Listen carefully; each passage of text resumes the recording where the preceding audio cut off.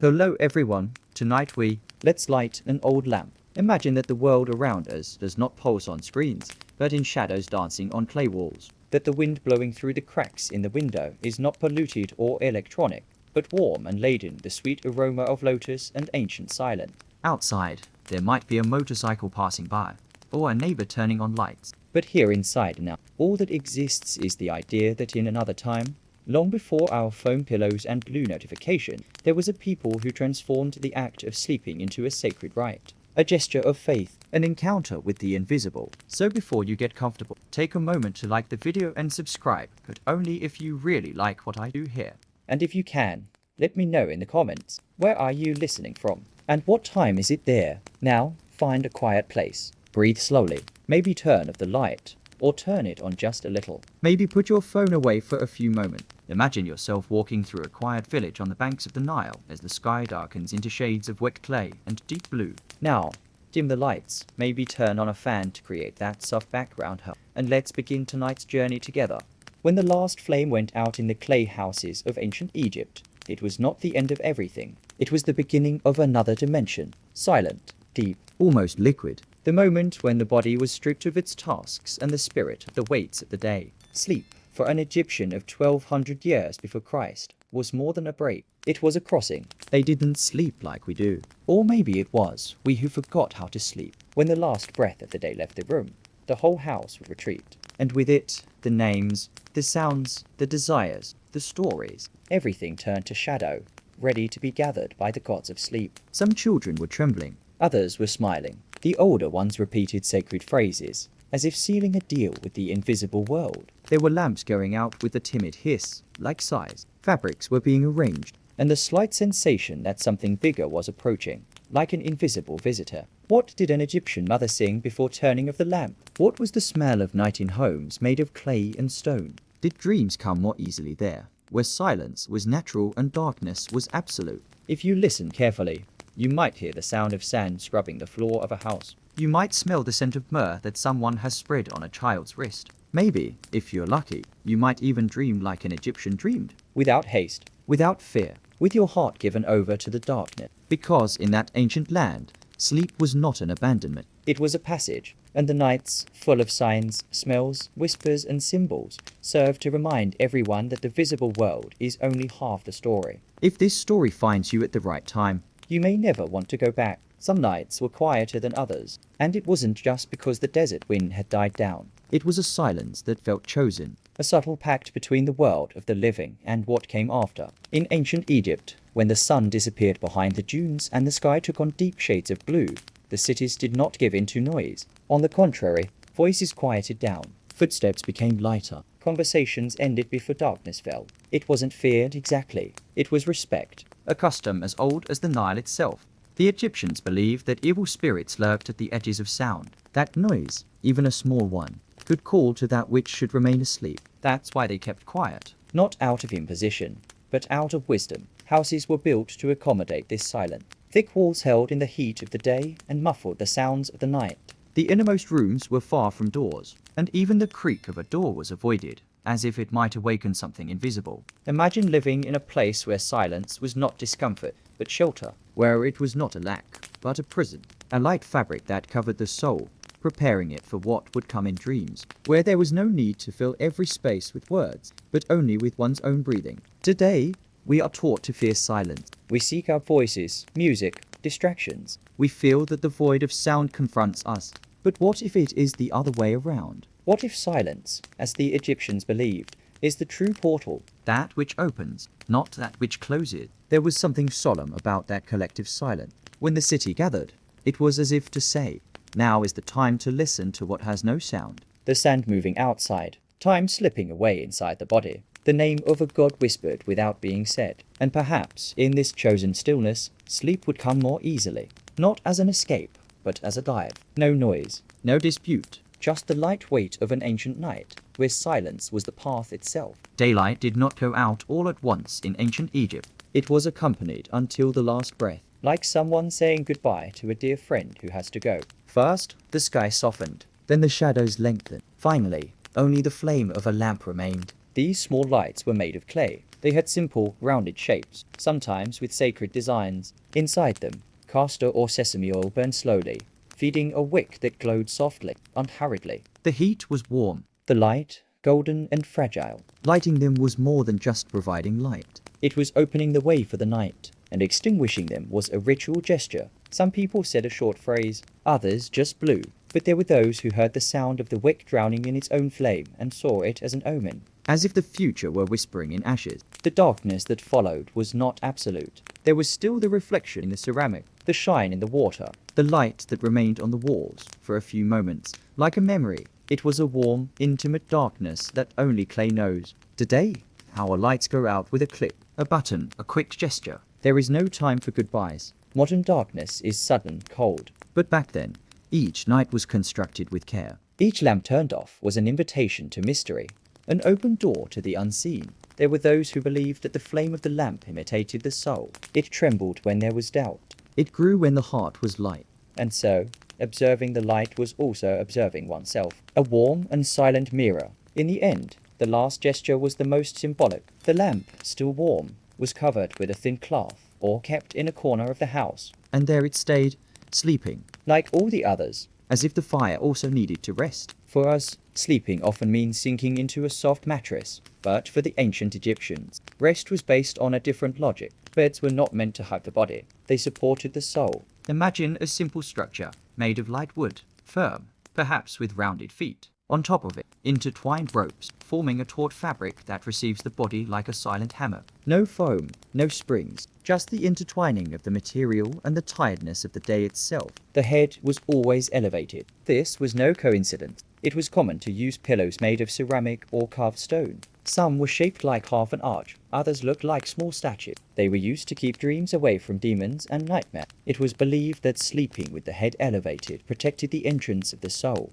These pillows, cold to the touch, bore inscriptions, drawings, and even faces of gods. Often they represented Bes, the protector of sleep. In other cases, figures of Isis or Horus. The child who rested there did not sleep alone. He was guarded. It was an experience that perhaps, to our eyes, seemed harsh. A punishment, even. But isn't there beauty in that? Sleeping knowing that each part of your bed has a meaning, a sacred function. Physical discomfort became light in the face of symbolic comfort, as if the body were reminded that it is not here just for pleasure. Today, we look for pillows that mold to our faces, sheets that regulate temperature, and perhaps we have lost, along the way, the feeling that sleeping can also be a spiritual act, an encounter with oneself, with that which goes beyond tiredness. When lying down on the Egyptian bed, one was not seeking to erase oneself. One was seeking to cross over. The body stretched out on a fabric, the head rested on the cold stone, and then the rest was surrender. To the silence, to the darkness, to the invisible world. Some dreams did not come easily, and others, when they did come, could be frightening. That is why Egyptian nights were full of aromas. They did not just perfume the air, but protected the spirit. They were invisible shields, made of essence and faith. Before going to sleep, many women would rub oils on their children's skin. The touch was soft, lingering, almost like a song made with the fingers. Mothers knew that the body does not fall asleep on its own. It needs care, gestures, smells. And smell, more than anything, calms fear. The most commonly used oils were lotus, myrrh, and frankincense. Each had its own meaning, texture and sound when it ran through the fingers. Lotus brought purity, myrrh, protection, frankincense, an opening to the divine. Together, they created a sensory field that enveloped the home like a veil. There were small amulets made of porous clay, soaked in these perfumes. They were placed under the pillow or hung at the head of the bed. Sometimes they were accompanied by phrases written on short papyri, rolled up like sea. It was as if sleep were a distant and dangerous land, and the scents were silent guides to cross it.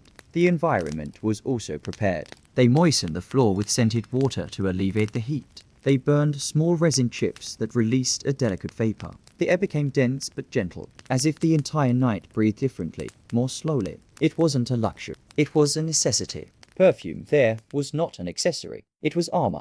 It was a bridge. It was medicine. Against nightmare, against spirits, against the longing for those who had already left. The smell kept the bonds alive. With the earth, with the gods, with memory. Today, perhaps we still seek this without knowing it. When we choose a soap based on its smell, When we light a candle before going to sleep. When we feel that a familiar aroma brings peace. The body remembers what the mind has forgotten. That smell is also a prayer. Not all sleep was just rest. For the ancient Egyptians, sleep was like crossing a portal, and dreaming was more than an involuntary activity. It was a journey, a mission, an encounter with what could not be seen with open eyes. They believed that inside each person there was something called a bar, a part of the soul in the shape of a bird. It had wings, but also a human face, and during sleep, the bar would leave the body and fly.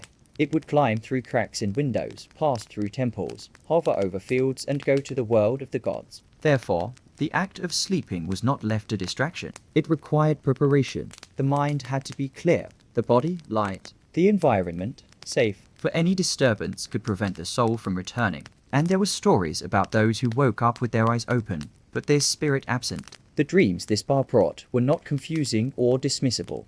They were messages, visions, signs left by deities or ancestors. Many believed that a dream could change the direction of a life, that an image seen while asleep could reveal hidden secrets or avert future dangers. Some priests were trained just for this. They spent their days fasting, studying symbols, memorizing lists of meanings. When someone had a strange or very vivid dream, they would seek out these interpreters, and together, in silence, they would read what was behind the nocturnal images. Today, we try to control our dreams with meditation techniques, apps, and video. We try to sleep better, to dream about what we want. But perhaps we are just trying to tame what should be a mystery. In ancient times, dreams were sacred precisely because they could not be controlled. It was a dance, a surrender, a flight, and when the bar returned to the body in the morning, it didn't just bring memories. It also brought questions. And these questions, instead of being answered quickly, were kept with care. Because dreaming, deep down, was remembering that there is more between heaven and earth than we can touch. Not every night was just calm. There were things that could not be seen. Presences that passed through the houses when everyone was already in bed. And so, before their eyes closed, the Egyptians left their little guardians in sight. Amulets, made of stone, clay, gold, wood. Some polished until they reflected the light of the lamp. Others rough, with the smell of the earth where they were molded. They were more than objects. They were companion, small, silent shields against that which words could not name. The most common was the scarab. It represented rebirth, the cycle of life, the power of light. Worn around the neck or pinned to clothing, it was a reminder that even in the deepest darkness there was movement. There was transformation. The eye of Horus also rested on the chests and headboard. It protected the vision, but not only that of the eyes. It was a greater gaze, one that saw what was hidden, one that watched while all slept. A symbol of seeing without fear. The ankh, with its upper loop, was held by those who wished for a long life. It was present in nocturnal rituals, especially among the elderly. They would hold it for a few minutes in silence, as if holding a thread that still connects them to the world. Each social class had its own rituals. The nobles had amulets carved from expensive stones. The workers molded theirs from simple clay. But the gesture was the same. Placing them next to the body before going to sleep was like a warning. I am here, but I am not alone. Children had their own necklaces. They were light, with colored beads, painted wooden pendants. Sometimes they were little lions. Sometimes they were figures of cats. Mothers would place them around their children's necks as gently as a kiss. They knew that children's sleep was fragile, and that dreams needed to be guarded. The night, then, was filled with people. Even in silence, there were stone faces, glass eyes, sculpted hands around the sleeping body. And this did not cause fear. It caused relief. For in the land of the ancient Egyptians, to be protected was to know that the invisible could also care. Not every night began in absolute silence. There were voices, yes, but they were low voices, wrapped in tenderness. Ancient songs, whispered more than sung. They were melodies that needed no instrument, just an intention, and a heart that longed to see another fall asleep in peace. Many Egyptian mothers sang hymns to goddesses such as Isis or Bastet. Short songs, designed to lull little bodies until they could breathe slowly. They were simple songs, with sweet words. They spoke of the protection of the night, of the rebirth of the next day, and also of the love that does not break even in the darkness. These songs had an almost sacred rhythm, like a wave that repeats itself, a continuous rhythm. The mothers were in no hurry. They repeated the phrases as if they were embroidering with sound. Each note carried a gesture, each pause a caress. Many of these melodies also spoke of death, but not with fear, with reverence. For the Egyptians, dying was like falling asleep, and waking up was like being reborn. so the songs mix the tenderness of the present with confidence in the future. A child would fall asleep hearing that the world is vast, yes, but also kind. Some parents, on special nights, would whisper verses to the fertility gods or ancestral spirits. There was no shame in this. It was common to sing softly even when no one was listening, because the sound of one's own voice, when soft, can quiet thoughts and prepare the soul to dream. These songs, even without lyrics, left their mark. It was possible to recognize them just by their rhythm. Some were sung on ceremonial days, others were exclusive to the bedside, and they were lost in time, but they left echoes. Because what is sung with the heart remains, even when there are no more ears to hear it. Today, perhaps you also have a song, a phrase, a sound that brings you peace. Something you heard as a child, or something you invented without realizing it. Try singing it to yourself before you go to sleep, in a low tone, without seeking perfection, just to remind your body that it is safe, and that the night, like music, can be a hug.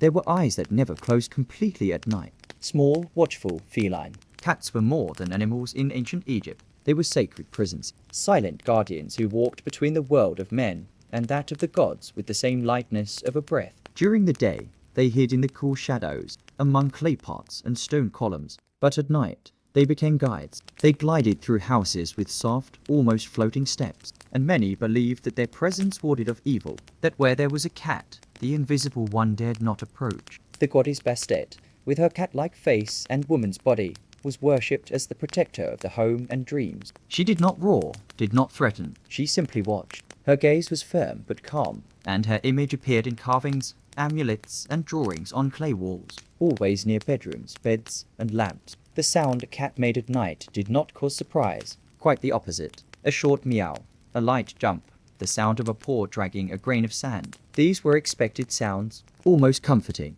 signs that something was watching over people's sleep. In poorer homes, cats slept on children's feet. In richer homes, they had their own pillows. But in all homes, they received offerings, a little milk, a piece of fish, and they were treated with respect, not as pets, but as spirits in animal form. It was believed that they could see what humans could not. They could sense the approach of dangers before they arrived. So when a cat stopped at the door or stared into a corner of the house, the Egyptians paid attention. Perhaps it was giving a warning, or perhaps it was simply listening to what no one else could hear. Today, even in high-rise apartments, there are those who still find peace in the presence of a feline. A small, warm body that sleeps next to them, a pair of eyes that watch silently. And perhaps, without knowing it, many still feel that cats are still nocturnal guardian, as they were thousands of years ago, under the same dark sky that today covers our dreams. Not all nights brought peace. Some were filled with dense shadows, with heavier silences. For the ancient Egyptians,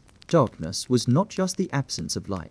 It was the presence of other things, invisible, ancient, sometimes frightening. They believed that when the sun went down, certain entities would awaken. Wandering spirits, celestial serpents, demons that inhabited the threshold between worlds. They did not appear in screams or frights. They were subtle. They insinuated themselves in cold breezes, in disturbed dreams, in noises that had no origin. These figures appear in papyri, sculptures, and on the walls of tombs. They have hybrid forms, frightening, but also deeply symbolic. Animal heads, wings, claws. Every detail carried a meaning, every line, a warning. They were records of a cosmology where fear was also part of wisdom. In the deepest hours of the night, some people would repeat mantras, ancient words whispered carefully. Sometimes all they had to do was touch their forehead with 2 fingers, or draw a small circle with their hand on their chest. Simple gestures that reminded the body that it was still under protection. It wasn't superstition. It was language, a way of talking to the invisible, of asking permission from what was not understood. Because in that culture, what could not be explained was not discarded. It was welcomed with reverence, as if to say, I know you exist, and I respect your space. The oldest priests taught that darkness is only frightening when it is unknown. Therefore, knowing it was also a way of taming it, not with force, but with acceptance. Knowing that fear is part of the journey, that sleeping sometimes is like walking through a field without a map. Today, perhaps our monsters have different names, but they still wake us in the middle of the night. They still make us turn on lights, take deep breaths, look for familiar sounds, and perhaps, if we remembered those old gestures, those words whispered in the dark, we could rediscover a little of that serene courage. The one that knows that even the longest night passes, and that even the invisible can be traversed. Some ancient eyes saw death through the eyes of sleep, not as an end, but as rest. A slow, deep sleep, where the body surrenders to the earth and the soul walks to another shore. In ancient Egypt, this idea was more than a metaphor. It was a belief. It was a ritual. Many people called death eternal rest, as if to say, he just went to sleep. And so, the funeral rituals resembled a preparation for sleep. The body was washed and anointed with perfumed oils. The eyes were carefully closed, the limbs aligned, as if someone were being placed in a bed, not in a tomb. They placed beloved objects around them. Jewelry, food, small symbols of protection. It was common to see pillows under the head of the deceased, made of stone or wood. The same support used in life, as if the crossing should not interrupt the gesture of lying down. The sarcophagi had images painted in calm tones, starry skies, gods with serene faces, sacred texts around the body as if they were lullabies for the soul. And there were engraved phrases that said, "May your sleep be light. May your awakening be in peace." This vision did not deny the pain. People cried, yes, but there was also a kind of acceptance, like someone who puts a child to sleep after a long day. They knew that the end of the day and the end of life was similar. Both demand surrender. Both demand silence. During the nights, many repeated words of gratitude for the day that was gone, for the life that still pulses, for having woken up once more. Because waking up, in that culture, was a small miracle, a daily rebirth, and each new dawn was welcomed as a blessing. Today, perhaps death still scares us more than it needs to. Maybe because we have forgotten to see it as part of a cycle, as a natural gesture of existence. And who knows, by remembering the ancient Egyptian, we can rediscover a calmer way of looking at the end. Like someone who closes their eyes, not in fear, but with confidence. Like someone who believes that the next awakening will be in another time, in another place. But still, under a silent sky. Not all hunger needs to be great. Sometimes a small gesture is enough. A bite of something sweet. A warm loaf of bread shared with someone you love. For the ancient Egyptians, the last meal of the day was not eaten in a hurry, nor was it eaten in excess. It was a closing ritual, a whisper before the dark. Supper came when the sun was already resting. The houses took on ochre tones and the bodies tired. It was time to warm the soul, not just the stomach. Ripe plates were placed in clay pots. Figs, crushed with the fingers, turned into sweet pastes. Barley bread was broken by hand, never cut. And sometimes a small bowl of thin beer accompanied, more nourishment than intoxication. We didn't eat much. The Egyptians believed that a heavy stomach prevented the soul from flying. And since sleep was a sacred journey, the body needed to be light, prepared, at peace. That's why the last meal was simple, and chosen with intention. Some would leave pieces beside their beds, not for themselves, but as an offering, for the spirits of the house, for ancestors who might pass by during the night. It was a way of saying, we are together, even in absence, even in silence. Bread had a special role. It wasn't just nutrition. It was a symbol, made by hand, with time, with warmth. It carried the day's work, the possible abundance, the care of the family. Eating a piece before bed was almost like sealing the day's journey, as if to say, today was enough. The smell of this meal filled the small rooms. It mixed with the aroma of the oils, the sound of the lamp going out, and it created an atmosphere of closure. Nothing else needed to be done. Just rest, just dream. Today, perhaps we still feel this need for a sweet treat before bedtime, for a cup of tea, a piece of fruit, something warm that soothes us from within. Perhaps it is the body trying to remember that eating can also be a prayer, and that evening food, when eaten calmly, is more than just nourishment. It is a gesture of gratitude. Before the body surrendered to sleep, there was something else. A moment when breathing slowed, eyes almost closed, but a thought still remained. And this thought, in ancient Egypt, was not left to chance. It was shaped into a prayer, a whisper, an intention. Many Egyptians had short phrases that they repeated every night. Some were passed down from generation to generation.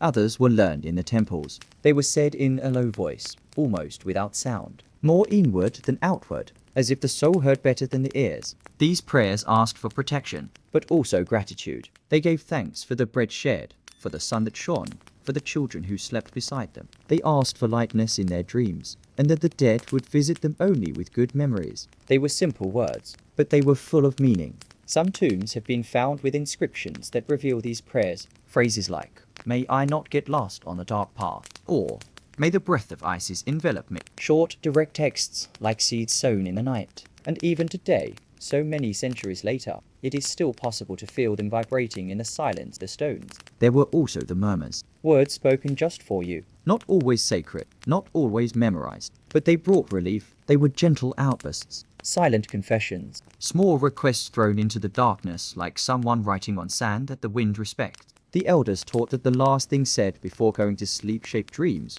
that the mind stored that energy and transformed it into images, encounters, symbols. Therefore, it was important to choose well, not to end the day angry or afraid, but with something light, something that calmed. Today, perhaps we have lost this custom. We end the day in silence. Yes, but a distracted silence, without intention. Perhaps it is time to remember, to choose a phrase to take with us into the night, something that does not need to be taught, just felt. Because, in the end, the last thought is not just a reflection of the day. It is a compass for the world of dreams. Not everyone slept under clay roof. In some places, the silence was thicker. The corridors were long, the walls painted with golden seam. There, where the echoes walked slowly, the pharaohs slept. Not as kings only, but as gods incarnate. And their sleep was guarded like a treasure. In the palaces, the night began with ceremony. Servants moved in silence. Fabrics were arranged with precision. Soft scents filled the air. There was a time for every gesture, an order for each light to be extinguished. The pharaoh did not sleep at random.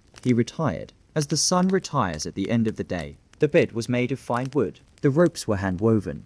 And under the pillow, there were often precious stones, not for comfort, but to channel vision. Certain crystals were believed to help open portals, allowing the king to receive divine messages while he slept. Around him were amulets, small statues, inscriptions on the walls of the room.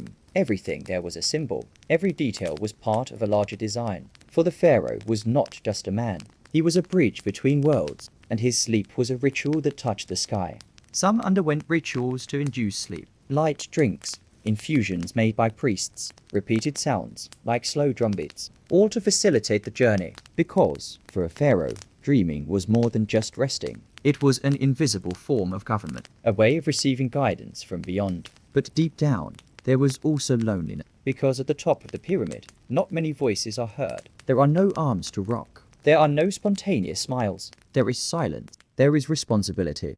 And perhaps also longing for a childhood in which sleeping was just sleeping. Today, even without palaces, perhaps you also carry responsibilities that no one sees. And perhaps, like the ancient kings, you also need a dark room, a soft light, a moment just for you, to remember that, no matter how high one is, every heart needs to rest. And all sleep, deep down, asks for the same thing, a warm body, a light mind, and the silent hope of dreaming in peace. There are nights when sleep begins with a touch, not of words, not of thoughts, but of fabric, something that brushes lightly against the skin and reminds the body that it is safe. In ancient Egypt, the fabrics used to sleep were not just utilitarian, they were part of the ritual. They were an extension of the night. Linen was the most desired. It came from the Nile, carefully harvested, beaten in the sun, washed in fresh water, and then woven with patience. It was a long process, done by hands that understood softness, and the result was almost invisible. A cloth that sighed, that seemed to float on the skin. They called this fabric the sigh of the Nile, because of its lightness, its freshness, its almost inaudible sound when it moved. It covered the bodies as if it didn't want to be noticed. But it was noticed, yes. In the comfort, in the silence, in the breathing that became slower under its shelter. Some sheets had delicate embroidery, not for decoration, but for protection. Small symbols, repeated like mantras, lines that resembled eyes, stars, flowers. Each stitch was made with intention, as if the needle also sowed blessings. During the day, these fabrics were folded. At night, they were carefully unfolded. There was no rush. Covering oneself was almost like a second sunset, a gesture that shut out the outside world and invited the inner world to awaken. And the first touch of linen on the skin was always a small ceremony. The coolness was part of the mystery. On hot nights, it refreshed. On cold nights, it warmed, as if it responded to the body, as if it understood that sleep is a state of listening, and that the fabric that envelops us also teaches us to listen. Today, our sheets come from machines, packaged in plastic, chosen by price or color. But perhaps there is still one among them that makes us feel something different, one that seems lighter, older, more human.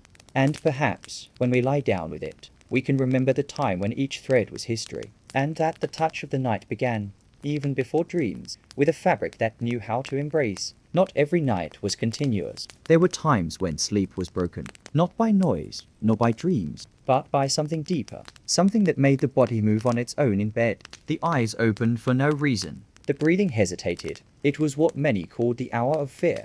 In ancient Egypt, it was believed that certain hours of the morning were especially delicate, as if they were portals, fragile, unstable, moments when the veil between worlds became thinner. And so, many woke up, not to act, but to feel, to perceive. When someone woke up in the dark, they didn't turn on a light right away. First they listened to the sound of the house, the wind blowing through the windows, the silence of the world. It was common for them to get up slowly, to look for a candle, to murmur sacred words, not out of panic, but out of respect for what they couldn't see. There were specific prayers for these moments, short, ancient, kept by elders and passed down through generation, words that protected the heart, that drove away fear, that reconnected the body to the soul, and both to the universe. Some mothers, when they noticed a restless child at night, would touch his or her forehead with their fingers dipped in scented water. Others would leave a small lamp burning, hidden in a corner, just to make sure the darkness was never total. There was no guilt in fear,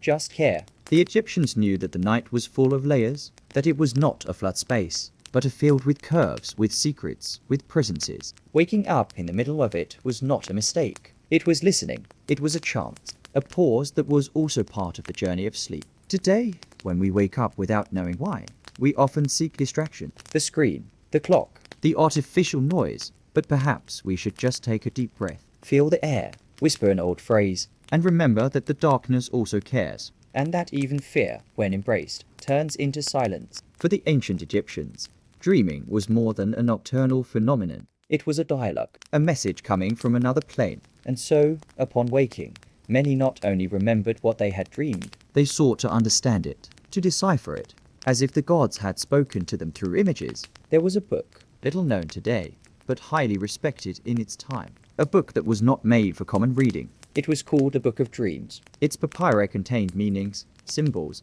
and interpretations. It was like a map to dreamscapes. Dreaming about a crocodile, for example, was a sign that someone envious was nearby. Seeing a fig tree could announce a birth. Being bitten by a snake could mean wisdom, not danger. Each image was accompanied by an explanation, and also by instructions on what to do with that omen. These books were kept in temples. Some priests dedicated themselves solely to interpreting them. They were the readers of dreams, people trained to listen in silence and respond calmly. They never judged. They simply translated, as if their eyes saw not only what was visible, but also what was hidden behind the words. There were records of dreams that were taken to kings, others written on walls. Some turned into decisions, marriages broken, journeys avoided, temples built, all because someone dreamed and decided to listen. But perhaps the most beautiful was this: the dream was not considered an error of the mind. It was seen as a gift, as a sign, something precious, something that said, you are connected,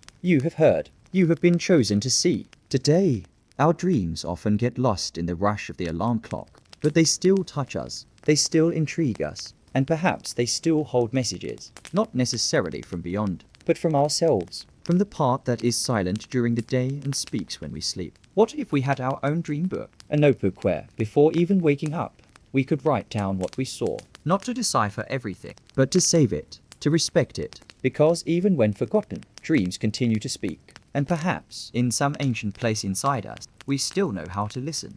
Not every awakening was just the end of sleep. For the ancient Egyptian, opening one's eyes was like being reborn. It was a gift that was not guaranteed. That's why the moment of waking up was treated with reverence, with calm, with gratitude. The sun was the first to arrive. It touched the clay walls with its golden light and entered through the high openings of the houses. There were no thick curtains, no alarms. There was the brightness, and with it, a kind of invitation, a gentle call to the body to return from the world of dreams. The first thing many did was to greet the sky, not in a hurry, nor out of obligation, but with a gesture of recognition. They raised their hands, they took a deep breath, they murmured words of thanks for the return. It was like saying, I'm here again, I've been remembered. Then came the small rituals, washing your hands with fresh water, wiping your face with a damp cloth, sometimes putting a little oil on your skin. Each gesture was done with intention, as if the body were a temple that needed to be awakened with respect. Many believed that, during the night, something inside us left, and that, at dawn, this something needed to find a peaceful body to return to. That is why the house remained calm in the early hours. Voices were low, movements were slow. It was a sacred time. There were also specific prayers for dawn, short texts spoken while looking at the horizon. Most extolled I, the sun god.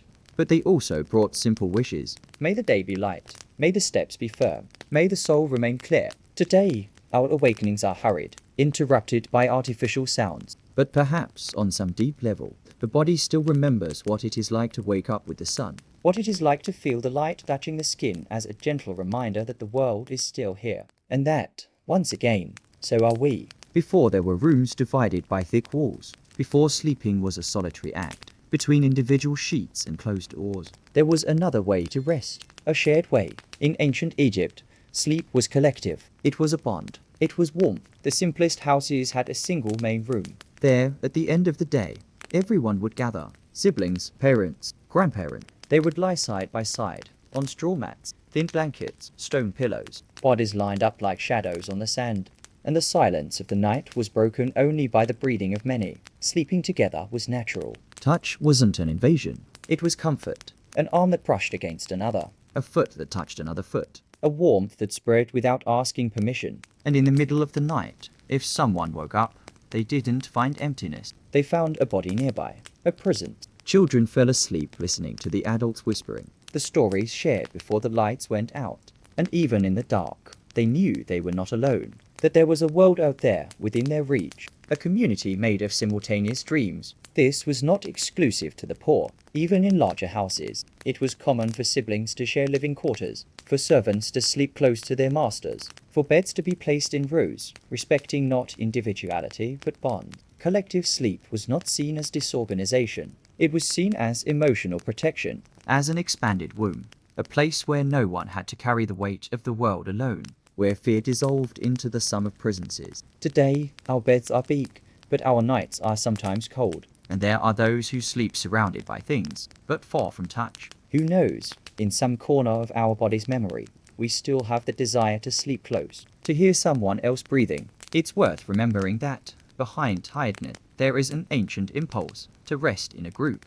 As if we knew that, together, even sleep is lighter. There are stories that never end. They just lie dormant inside us, like embers that continue to burn even after the last word is spoken. Such are the nocturnal rituals of ancient Egypt, fragments of a time that whispers even now, when the world insists on being so noisy. Sleep for them was not the opposite of living. It was a profound part of existence, a space where the soul moved freely, where the body rested, yes, but it also connected to something greater, to the gods, to the ancestors, to the invisible forces that shape who we are without us realizing it. Every gesture before falling asleep was filled with intention. The lamp was carefully extinguished. The aroma was spread with affection. The prayer was whispered with reverence. Nothing was casual. Everything had weight. And perhaps that is the greatest lesson. The night was not a void. It was a sacred place.